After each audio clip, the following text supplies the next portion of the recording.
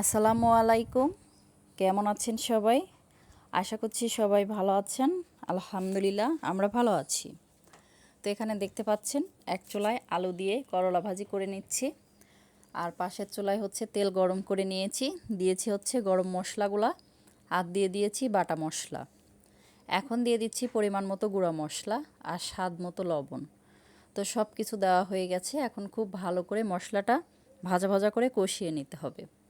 আর এদিকে হচ্ছে দিয়ে দিচ্ছি করলা ভাজিতে স্বাদ মতো লবণ, আর দিয়েছি পরিমাণ মতো হলুদের গুঁড়া, দিয়ে নেড়ে চেড়ে মিক্স করে ভাজি করে নিচ্ছি।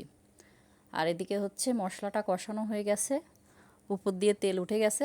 এখন দিয়ে দিচ্ছি কেটে ধুয়ে পরিষ্কার করে রাখা মুরগির মাংস। তো আজকে দুপুরের আয়োজনে আলু দিয়ে মুরগির মাংস রান্না করে নেব, আর সাথে আলু দিয়ে করলা ভাজি করে নেব। তো গরম গরম ভাতে খেতে কিন্তু খুবই মজা হয়।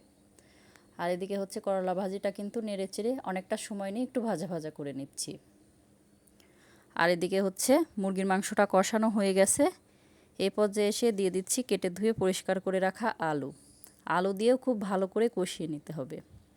আপনি যদি আমার চ্যানেলে আজকেই নতুন এসে থাকেন, চাইলে আমার চ্যানেলটিকে সাবস্ক্রাইব করে নিতে পারেন। আর এই ভিডিওটি যারা ফেসবুক পেজ থেকে দেখছেন, চাইলে তারা পেজটা ফলো দিতে পারেন। আপনি যদি অলরেডি সেই কাজটি করে থাকেন, তো আপনাকে জানাই অসংখ্য ধন্যবাদ। তো আপনাদের সাথে কথা বলতে বলতে মুরগির মাংস আলু দিয়ে কষানো হয়ে গেছে, দিয়ে দিয়েছি পরিমাণ মতো ঝোলের পানি। তো এখন ঝোলটা শুকানো পর্যন্ত রান্নাটা করে নিব। আর এদিকে করলা ভাজিটা হয়ে গেছে, তো এখন একটা বাটিতে বেড়ে নিচ্ছি। তো এমন করলা ভাজি দিয়ে গরম গরম ভাত খেতে কিন্তু অনেক মজা হয়। তো যাই হোক, করলা ভাজিটা করা হয়ে গেছে, নামিয়ে নিয়েছি। আর মুরগির মাংসটাও প্রায় রান্না শেষের দিকেই, আর সামান্য কিছু ঝোল শুকিয়ে নামিয়ে নেব।